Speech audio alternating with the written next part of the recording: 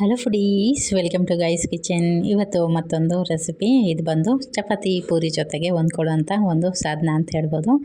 ಆಲೂಗಡ್ಡೆ ಮತ್ತು ಬಟಾಣಿನ ಬಳಸ್ಕೊಂಡು ಮಾಡಿರ್ತಕ್ಕಂಥ ಒಂದು ಗ್ರೇವಿ. ರುಚಿ ಅಂತೂ ಅದ್ಭುತವಾಗಿರುತ್ತೆ. ತಪ್ಪದೆ ಈ ರೆಸಿಪಿ ಟ್ರೈ ಮಾಡಿ ಅಂತ ಹೇಳ್ತೀನಿ. ಬನ್ನಿ ತಡ ಮಾಡದೆ ರೆಸಿಪಿ ಹೇಗೆ ಮಾಡೋದಂತ ನೋಡ್ಕೊಳ್ಳೋಣ. ಮೊದಲೇದಾಗಿ ಒಂದು ಮಿಕ್ಸಿ ಜಾರ್ ತೊಗೊಂಡು ಅದಕ್ಕೆ ಶುಂಠಿ, ಬೆಳ್ಳುಳ್ಳಿ ಹಾಗೆ ಒಂದು 3 ಮೀಡಿಯಮ್ ಸೈಜಿಂದು ಟೊಮೊಟೊನ ಕಟ್ ಮಾಡಿಬಿಟ್ಟು ಮಿಕ್ಸಿ ಜಾರಿಗೆ ಸೇರಿಸ್ಕೊಂಡು ಇದನ್ನ ಪೇಸ್ಟ್ ಮಾಡ್ಕೊಂಬರೋಣ. ಇದು ನುಣ್ಣಗೆ ಪೇಸ್ಟ್ ಆಗಿದೆ. ಆದಮೇಲೆ ಒಂದು ಕಡಾಯಿ ಇಟ್ಕೊಂಡಿದ್ದೀನಿ. ಅದಕ್ಕೆ 1 ಟೇಬಲ್ ಸ್ಪೂನಷ್ಟು ಎಣ್ಣೆ ಸೇರಿಸ್ಕೊಂಡಿದ್ದೀನಿ. ಇದಾದ ನಂತರ ಇದಕ್ಕೆ ಅರ್ಧ ಸ್ಪೂನಷ್ಟು ಸಾಸಿವೆ ಹಾಗೆಯೇ ಜೀರಿಗೆ ಎರಡನ್ನು ಸೇರಿಸ್ಕೊಂಡಿದ್ದೀನಿ. ಎರಡು ಸ್ವಲ್ಪ ಅರಳ್ಕೊಂಡಾದಮೇಲೆ ಇದಕ್ಕೆ ಹೆಚ್ಚಿರ್ತಕ್ಕಂಥ ಈರುಳ್ಳಿನ ಸೇರಿಸ್ಕೊಂಡ್ಬಿಡೋಣ. ತುಂಬ ಅಂದರೆ ತುಂಬಾ ಕ್ವಿಕ್ಕಾಗಿ ಆಗುತ್ತೆ, ಹಾಗೆ ಟೇಸ್ಟ್ ಅಂತೂ ಅದ್ಭುತವಾಗಿರುತ್ತೆ. ತಪ್ಪದೆ ಟ್ರೈ ಮಾಡಿ ಅಂತ ಹೇಳ್ತೀನಿ. ನೋಡಿ, ಈಗ ಸಣ್ಣದಾಗಿ ಹೆಚ್ಚಿರ್ತಕ್ಕಂಥ ಈರುಳ್ಳಿ ಸೇರಿಸ್ಕೊಳ್ಳೋಣ. ಈರುಳ್ಳಿ ಆದಷ್ಟು ಸಣ್ಣಗೆ ಹೆಚ್ಕೊಳ್ಳಿ, ಆವಾಗಲೇ ಇದು ಟೇಸ್ಟಿಯಾಗಿ ಬರುತ್ತೆ. ಈರುಳ್ಳಿ ಹಾಕ್ಕೊಂಡಾದ್ಮೇಲೆ ಇದು ಸ್ವಲ್ಪ ಕಂದು ಬಣ್ಣ ಬರಬೇಕು ಅಥವಾ ಲೈಟ್ ಪಿಂಕಿಶ್ ಬರುತ್ತಲ್ಲ, ಅಲ್ಲಿ ತನಕ ಇದನ್ನ ಫ್ರೈ ಮಾಡ್ಕೋಬೇಕಾಗತ್ತೆ. ಈರುಳ್ಳಿ ಆಲ್ಮೋಸ್ಟ್ ಫ್ರೈ ಆಗಿದೆ. ಈಗ ನಾವು ರೆಡಿ ಮಾಡಿಟ್ಟಿರ್ತಕ್ಕಂಥ ಪೇಸ್ಟ್ ಏನಿದೆ ಅದನ್ನು ಸೇರಿಸ್ಕೊಂಡ್ಬಿಡೋಣ. ಇದು ಸೇರಿಸ್ಕೊಂಡಾದ್ಮೇಲೆ ಒಗ್ಗರಣೆ ಜೊತೆಗೆ ಹೊಂದ್ಕೊಳ್ಳೋ ರೀತಿಯಲ್ಲಿ ಒಮ್ಮೆ ಮಿಕ್ಸ್ ಮಾಡ್ಕೊಳ್ಳೋಣ. ಮಿಕ್ಸ್ ಮಾಡಿ ಆದಮೇಲೆ ಇದಕ್ಕೆ ಸ್ಪೈಸಸ್ನ ಆ್ಯಡ್ ಮಾಡ್ಕೊಳ್ಳೋಣ.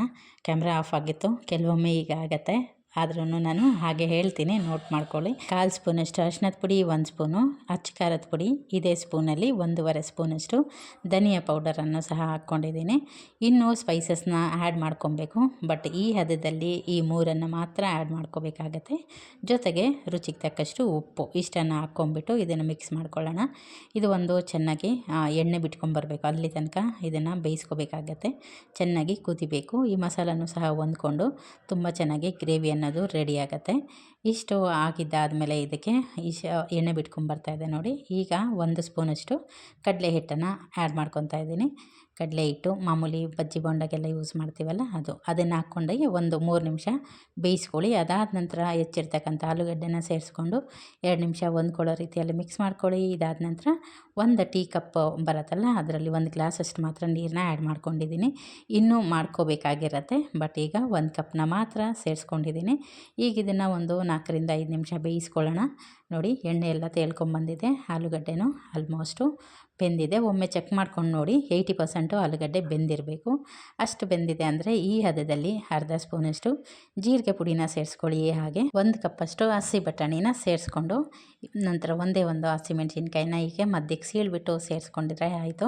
ಹಸಿಮೆಣ್ಸಿನ್ಕಾಯಿ ತುಂಬ ಹಾಕ್ಕೊಳ್ಳೋದೇನು ಬೇಡ, ಒಂದೇ ಒಂದು ಹಾಕ್ಕೊಂಡ್ರೆ ಆಯಿತು. ಅಥವಾ ನೀವು ತುಂಬ ಸ್ಪೈಸಿಯಾಗಿ ತಿಂತೀರಾ ಅನ್ನೋದಾದರೆ 2-3 ಸೇರಿಸ್ಕೊಬೋದು. ನೋಡಿ, ಮತ್ತೆ ಅದೇ ಟೀ ಕಪ್ಪಲ್ಲಿ ಇನ್ನೂ ಒಂದು ಅರ್ಧ ಕಪ್ಪಷ್ಟು ನೀರನ್ನ ಆ್ಯಡ್ ಮಾಡ್ಕೊಂಡಿದ್ದೀನಿ.